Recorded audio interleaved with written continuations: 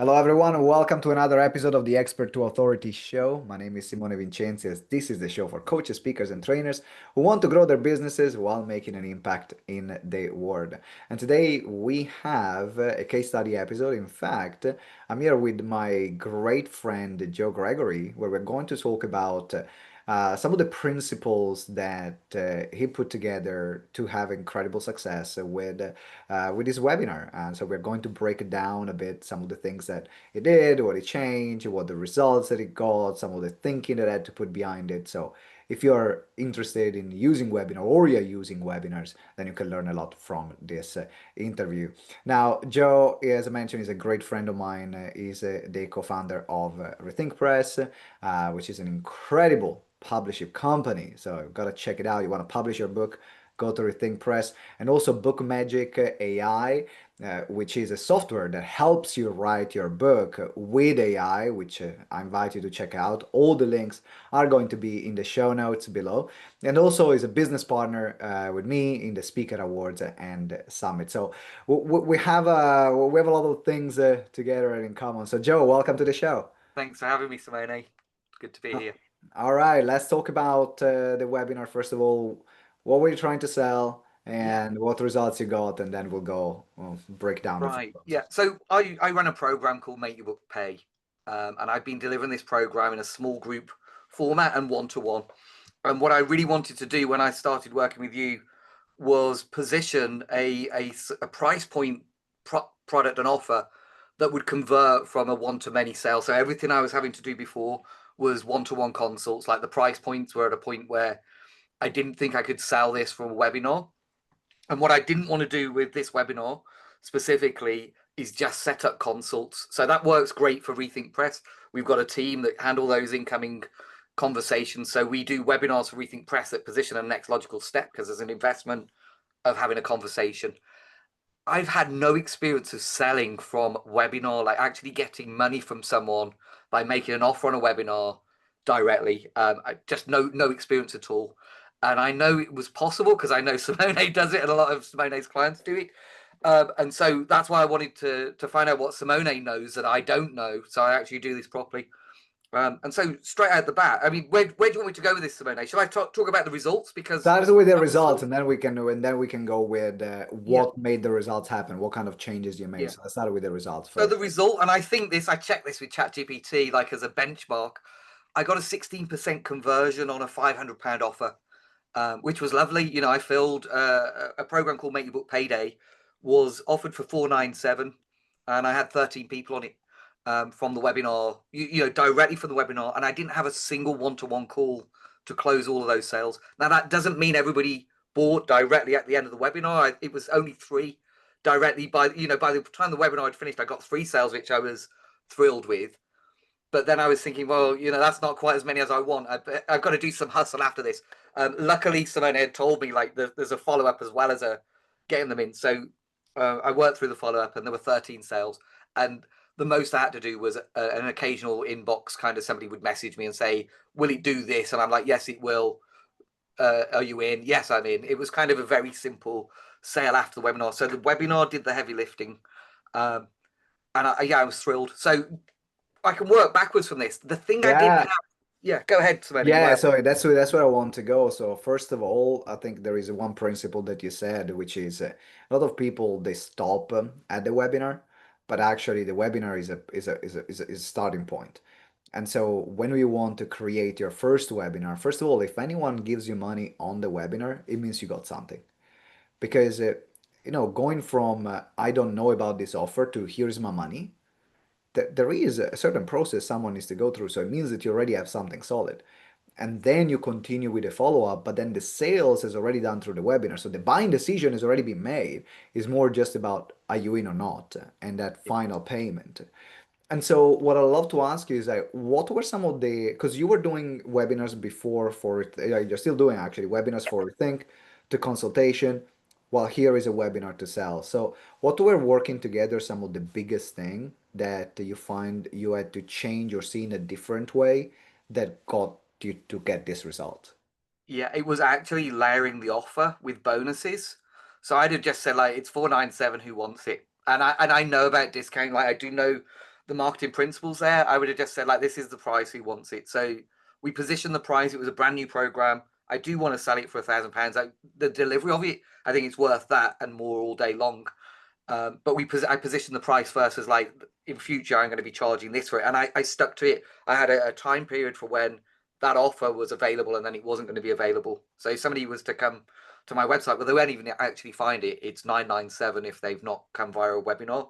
So one thing is to make sure that there's an offer that's kind of too good to be true is the wrong word, but like it's a blockbuster wow moment offer where there's an intake of breath. Like, I want it, if you've built the value in that. So doing that and then unpacking the bonuses. And Simone, probably the day before I delivered it, you said you reviewed my slides and you said, like, the bonuses are great, like you're listing them, but every bonus needs to solve a problem. And so I went through, like, you asked me some questions. I rattled off like all the problems, like what are the objections, what are the things that are going to stop them from getting the result from going ahead with this process. And that was a game changer. It felt like I had to elongate the pitch far further than I felt comfortable to do. And it felt awful. Like, and I'd learned from you already. Like, I told people at the beginning, I'm going to make you an offer at the end. So you do want to stay to the end. It's going to be a great offer, and there'll be about 10 minutes of this. So I'd framed it that they were going to get it, but it was still far longer than I normally do. What I tend to do when I'm positioning consults is I'll drop it in about 5 times at appropriate times to try and get people to take action to book a consult. In this case, I knew I needed to sell the offer. So you said, like, it's got to solve a problem. So certain parts of that was like, so some people lose accountability or lose track of progress. I'm like, that's how I position the workbook. Here you can keep track of exactly what you've done. So every one of those was linked to a challenge or an objection they may have had. And I saw people nodding along. Sadly, like the live recording, which is what I was going to send as a replay, I didn't hit record. Something went wrong technically. Like, I blamed everything and anything, but the reality is I got excited and forgot to hit record. And I saw it recording. I think it was someone's note taker. It might be someone who's not taker, but Yeah. also like what I love about the things that you shared is what happens to everyone that goes from delivering presentations, because you're not new to delivering presentation. You have No. delivered presentations before, you have delivered webinars before. But when you're going to a webinar to sell and convert, like the dynamic is very different. Because also, a couple of things. One, people need to have a reason to see why am I making this purchase. And going and explaining and starting the story of the like your every bonus with a story. Like, how you have this problem, that's why we have created this, which will help you get this result. Yeah. You know how you have this problem? This is why. So now the bonuses are not just random things that you're throwing at me, but actually something that helps me and moves me forward in achieving the result that ultimately I want, which therefore is worth paying money. And now the more bonuses you have and the more they make sense, then the easier it is for me to make this buying decision. The Yeah. second thing that you said was about the discomfort of making a longer pitch. I went through it. Everyone goes through it. And the reason why it's important, though, to make sure that you give space is that you're asking someone to make a buying decision. And you need to take your time to make a buying decision, Joe. Like, you see something, someone says, "Hey, do you want to buy?" It's like, what am I buying? Yeah. If I'm not understanding something, I'm not buying it. But if I know what I'm going to get and my brain has time to process the information, it's time to process and make that decision, then I'm more likely to say yes. So it's something that you do. The discomfort will go away the more you will go. And for everyone that is going through this, I'm talking to everyone here right now, just know that it's part of the process. It's normal to feel uncomfortable, but you are doing it for them because they need to understand whether they are there. They could leave, they want to buy, or they're interested in buying. The exit button is there. Like, I don't want to be there anymore. I'm gonna get out. Like, so you talk for the people that want to hear, so that they can make the buying decision. And then Yeah. the final, Go ahead. yeah, Sorry. no, I Go was ahead. saying, and then the final thing that you said is the recording, the missing the recording, the amount of times I've missed record to hit record because either it was a new presentation or I got excited or I didn't go through my checklist. I cannot count them.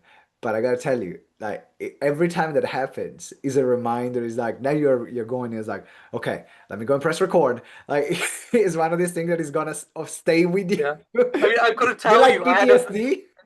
I had a massive post-it that says record because it's the one thing I know I need to do, and I must have just moved it out of the way and got on with Yeah, it. Like something happened. I will say, like everything you said, absolutely like spot on and has been really helpful. Um, it felt comfortable, so I added Q&A, and the number, and I said, and this is another thing that you'd suggested putting in the slide, like if you're not interested, you don't want to stick around, like the bulk of this serving bit's done, feel free to leave. It was a really good choice for them to opt in. If they're still there, they're saying I'm interested. And so in the pitch then I felt a lot calmer. Actually, a lot of people stayed. It started with 75 people. I think by that point there was still kind of like 56 people on the call, so I'm like, this is good. Like some of the people had to go or they were on time and they didn't have time for the Q&A. And I'd learned just previous to that, I think Alex Hormozy had just done his big book launch, and it was like a 7-hour talkathon. yeah, And I heard somewhere saying like, stay on until the last person has finished asking a question.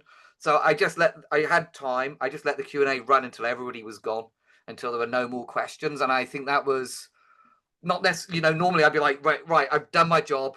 I've done the Q&A. I'm out of here because, there's nerves and all the other stuff and you feel like you don't want to be there. I just hung on until everybody had gone. yeah. And so I'd love to have had the recording because the Q&A was probably more interesting than the masterclass. But yeah, that was, so you just saying that and like being there for them. I felt absolutely like they were still there and they were told they could leave. So I didn't feel any of that kind of like they thought they were going to get a free masterclass and now I'm selling. It's like I just delivered a load of value. Now I'm telling you how you can get more value. And it was, yeah, it felt good. I've got to say the other thing, the happy accident, I'm not suggesting doing this as a strategy because I didn't record it. I then overnight, I promised everybody a replay. So part of the registration was you'll get the replay. So I was up till past midnight re-recording it direct to the slides. It wasn't the same as the original, but because the slides are so good, thanks to your help, like getting everything structured, I went through that. I kind of created an evergreen webinar. Like I could use that again and again now. So it was worth doing, and I thought actually that's all right. And the number of people I've shared that with who have kind of said, "Oh, what do you do, Joe?" I'm like, "Have a look at this webinar and then talk to me." So I definitely want to build that into a sequence. So I've got an evergreen version. Um, so that Which was a which good is sign. often how evergreen webinars are born, Yeah, is to because the evergreen webinar is a different dynamic from a live one. Like if I'm watching a pre-recorded presentation, I don't want to go through and listen to every single question, the interaction that you have with the audience. Just get on with the content because it's yeah, pre-recorded. And that's where that version will come really handy. And what's there are some people that use also as a strategy of not giving away the recording or not recording on purpose, or they might record and not giving away, because then it gives an opportunity for the people that didn't attend and say, "Hey, I'm doing another one." Like, hey, or I forgot the recording. I did it once and it helped me with the sales as well. Said, hey, I actually forgot to press the recording button, so I'm going to do another one tomorrow. For those of you that want to attend, now it gives them another chance. Or re-record it myself and then send it. And what I loved about what you did is that you didn't just sit on your ass and said, "Oh, silly me, I've not hit the recording button." It's like, okay, what can I do now? And how can I make sure that this content gets in front of people? Because what yeah, a lot of people will do will just stop there. Oh no, I've not done the recording, so I'm not gonna send it. I'm gonna send an apology email and maybe run another webinar next month. But now you've lost all the momentum. yeah, And and what you want to do is having that moment to say, hey, I didn't have the recording, I messed up. Makes you human, builds connection, and say, but this is what the extra work that I did for you. yeah. So I'm sure that that also got you extra sales because people It did. saw the altitude that you had, that Yeah. you showed So up. exactly, I wouldn't do it every time. Like it was a genuine accident, but the fact I could do it, it gave me a genuine excuse to go back to everybody who hadn't registered. So I got another bite of the cherry. Like I don't know how many people looked at it. I haven't looked at the stats, but it was converting well. So I went back there. I did a social post with me kind of looking at my screen like, what an idiot. That's one of my best performing posts this year. I screwed up. And so I got a lot of views from sharing that. And so I thought, like, how do I make the best of this? And I'm sure it helped with this one doing that, and I'm just thinking I still don't want to do it again. It was painful. It was a painful lesson to learn to press record. So that was great. What else went on? So before that, getting the offer just right. One of the things I've been calling this "Make Your Book Pay" forever, and you challenged me to come up with a better subtitle that was more specific, and I settled on readers to revenue. From readers to revenue, and it's like turn your books into more, like, it made the clarity around what I was offering, why they're on that webinar, super much more kind of like Make Your Book Pay is a solid proposition, and I I'm good at proposition, so I kind of got lazy and thought, no, I'm telling them it's going to make their book pay. But turning readers into revenue, it just clicked. Like, I'm going to be talking about making money from your book, not by selling the book. And so that really helped. You just challenged me on that, challenging me on the product stack. And I just want to talk back to the bonuses. Yeah. I would typically just included it all anyway and called it the product. So just like expanding it, it's like these are the pieces that are kind of bonus. Like, that's the core bit. These are actually cool things that I'm adding anyway. Let's expand it. Let's talk a bit more on that.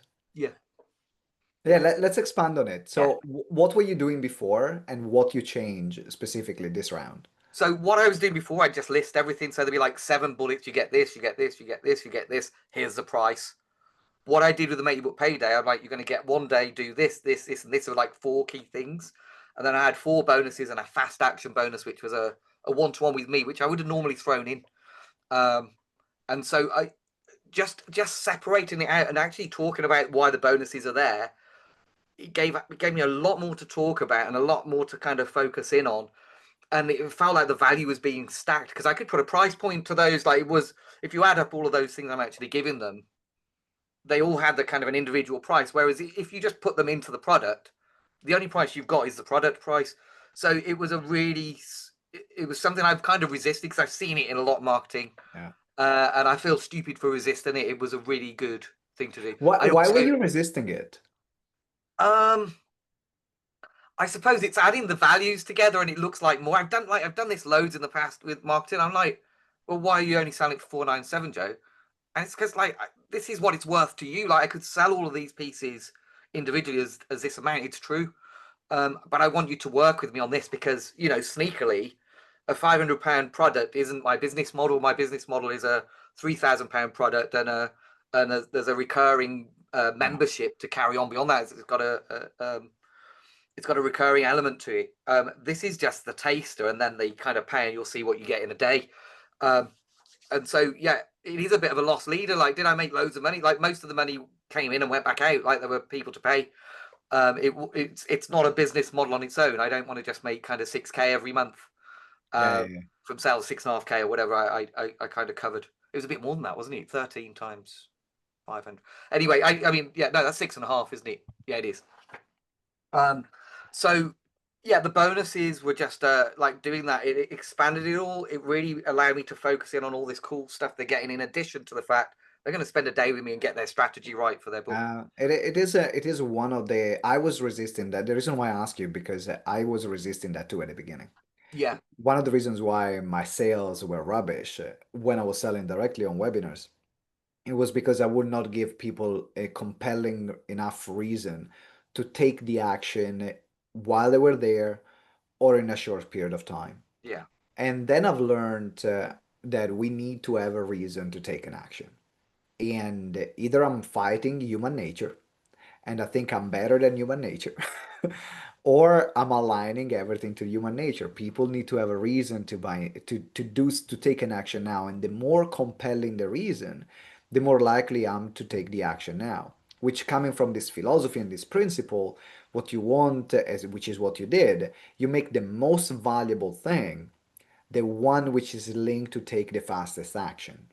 yeah, Because in this case, the most valuable part, which is not that the rest is not valuable, but if I want like talking to you, having your eyes on my strategy, having your expertise and having direct connection with you, that's yeah, really the most valuable part, right? yeah, And because it's the part that is the more scarce, is the part that less people can access, and is also the part that is the closest to proximity. So there are a bunch of these things that make that more valuable.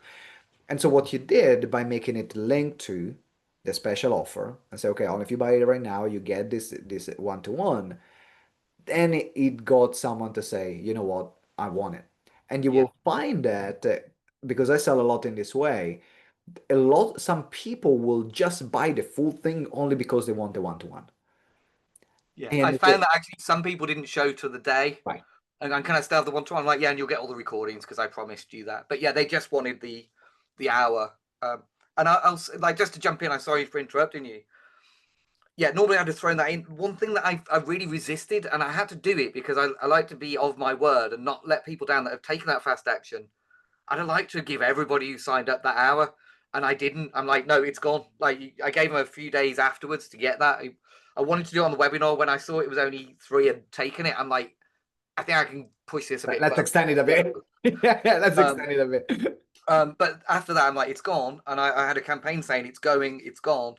And I stuck to it. And I felt really horrible for the people that didn't get it, but they still bought. Like, I had more sales without the fast action than I did with, but it gave that momentum to know this worked. And I got the money in that Which would is a make it which is a viable great to run. conversation. Yeah, which is a great conversation to have because ultimately you train your audience on how to buy as Yeah. well.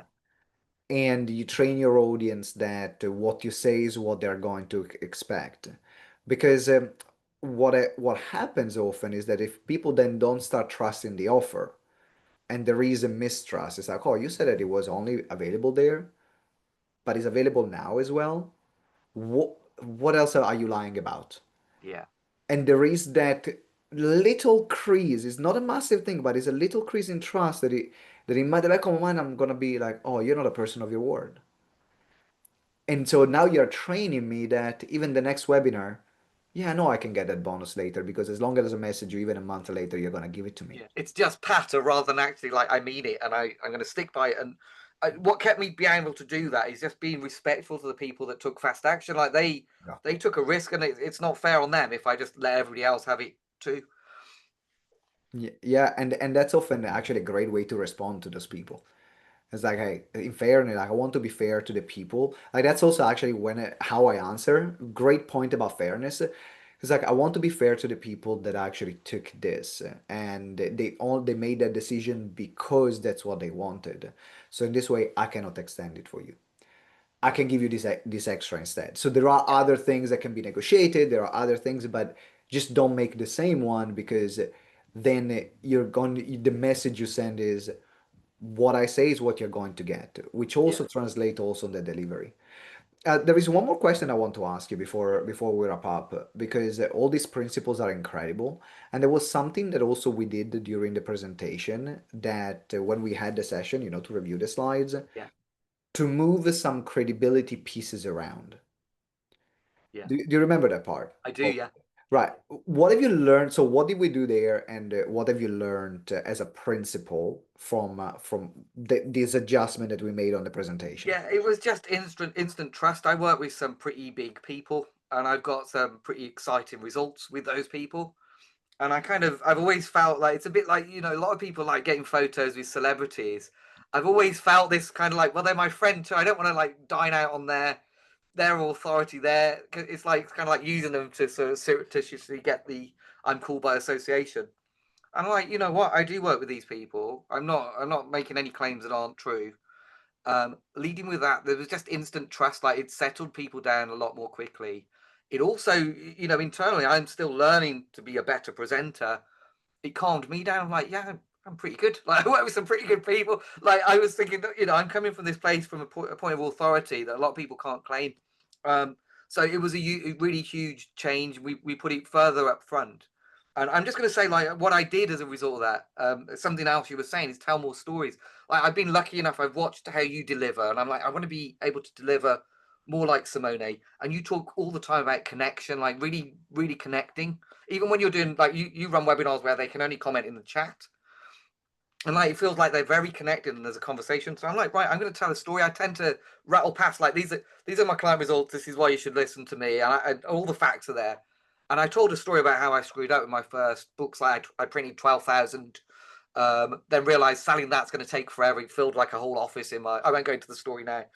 But I just spent time, I settled down and told a story. And it really put people at ease that this isn't just training and it's not just a pitch.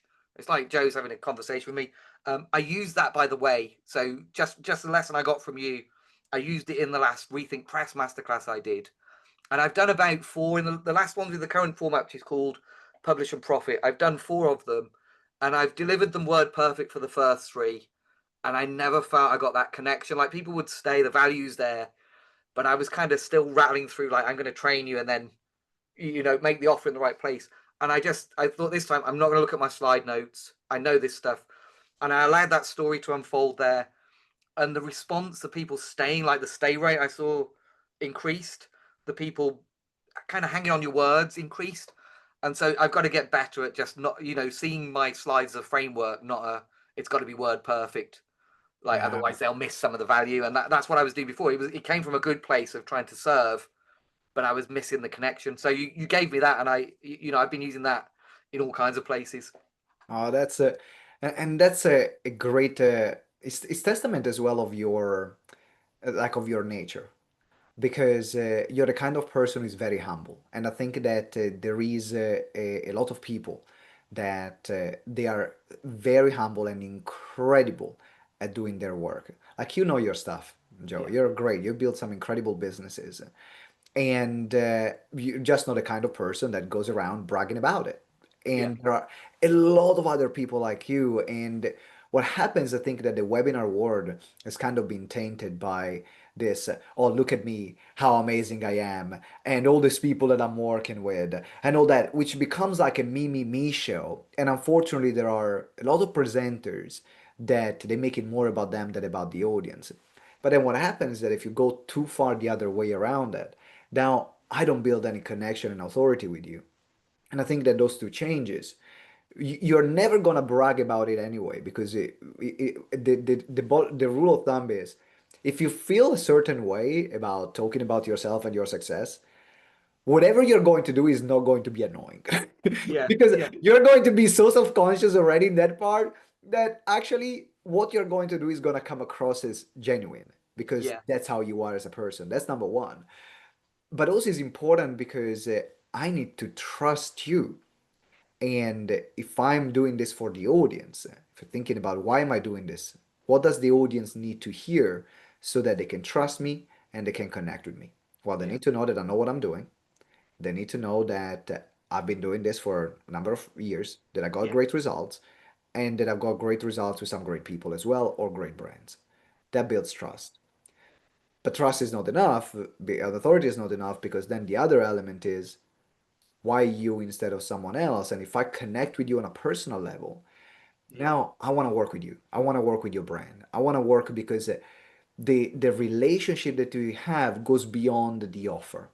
yeah, And when you have that, then you have a client for life. And I think that also that's the kind of if I think about Rethink, or if I think about BookMagic, or the work that we have done on the awards, that's the kind of person you are anyway. yeah. It's just that Thank you. instead of finding that out after I buy from you and seeing that care and connecting with you after, let's do it before. Like, Yeah, yeah. No, it was a really, yeah. I think, like, you were asking what's the lesson. It's like nobody else is going to tell them why they should work with me. Nobody else is going to show that, like, demonstrate to them why they may want to work with me or not. Somebody doesn't like my style. That's good. But yeah, I was able to package it in a story. And again, going back to the whether it's self people pleasing or self consciousness, I'd like to say it's humility, and I'm just a saintly kind of humble person. I still packaged it up in, like, this is the way I screwed my way up to a 7-figure business. It was still, the story was still kind of that container, but also I could drop in the fact it's nearly 30 years I've been doing this without. But so a story was a really good container for a lot of that. But I could drop those names, and I've typically just gone, right. I'll give them the stats, like how many books I published when I started. You can trust me, promise. Like, here are some of my client results, and let's move on to me delivering. And just opening that bit up so it felt like they were into my world was a real changer, and it settled me down as well for the delivery. I didn't feel like a teacher, because nobody want, like, people don't need to know more stuff, do they really? Like, anything I'm sharing, like, they could find it out in a book, or they could like look at what Russell Brunson's doing. Like, there's nothing that new under the sun in terms of the technical pieces. What they want is that somebody gets where they're at and gets them, and gets that their unique way of doing it is aligned with why they get it. Like, that's what I felt. And so that story was the differentiator. That's why they won't go, oh, I'm just going to throw somebody at Alex Hormozy or Russell Brunson. It's like, I want to work with Joe because he gets me. Like, he gets this. He's done Yeah. it. He's done all the stupid stuff I've been thinking of doing or I've already tried to do. And that's incredibly powerful. Joe, thank you. Thank you for taking the time for Thank you, this Simone. interview. Final question is if anyone is thinking about joining the accelerator or some of our mentoring programs, what would you say to them? So I'd just say go to makeybookpay.com/framework and you'll get a free 9-step framework. I will then promote to you when there's a next masterclass. So you'll get everything. If you've got that framework, you're on my list. You can see what I'm about. That's probably the best starting point if you've got a book already. If you haven't got a book already, these two logos, check us out. Yeah, I'm a founder of Rethink Press, co-founder and CMO of BookMagic, and Make Your Book Pay is my kind of personal kind of passion product where I work and coach authors that have already got a book that isn't working. So what's the link again? Makeybookpay.com/framework. So makeyourbookpay.com/framework. You can find the link in the chat. And then also Rethink Press and BookMagic AI. We'll put the link in the chat. And then Joe, the final thing, if people are considering working with GTeX, joining the accelerator or working on my mentoring services, what Oh would you say no, to them? no brainer. Like honestly, we joke, don't we? Every time we get together, we make more money, and it is that literally like just some of the things I learned that I didn't know, and you know, and I'm not an inexperienced marketer, but it was like idea after idea that you could see as being proven like over and over and over again. It just fast tracked that. Like I think if I'd have ran the masterclass without doing what you did, I probably would have got 3 sales total, and I'd have been going, oh, the product's wrong. When I know it's not the product, it would have been something in the way I'd put the offer. So it's a no-brainer to me. Simone, you will make people money if they trust you to help you then make you money. You're really good at making people money. So yeah, it's been great. I want to go all in on everything else. Once I've settled down, like I'm juggling 3 things. But yeah, as far as I'm concerned, everything you do, all the reasons why that you do them and you explain why, every single one of them worked. Every single one of them works. And yeah, Wow. 16% conversion on my first outing. I'm like, yeah, I'm in kind of like I feel like I'm in kind of almost elite territory. I reckon 20% plus on a product for direct with a cold audience is going to be kind of pretty my next goal. Yeah, and you're right there. And also I feel the same about you as well, Joe. In fact, for those of you that might not know, on Joe's personal website, there is a quote for me like every time that I told to Joe I make money. Uh, so It's mutual it's like though. I need to it's give you the mutual, same man. quote. Let's keep the flow going. Let's keep the flow going. All right, Joe. Thanks again for being Thank you, on the Simone. show. Anyone, make sure you connect with Joe. All these links are in the show notes, and also there are the links of the accelerator, which is the program that Joe went through, so that you can see it for yourself. You can buy it. You can ask me any question if you have any question about it, and reach out to me. Definitely love to support you in your webinar journey. Until next time, have a fantastic rest of the day, and always remember that together we grow exponentially. Ciao.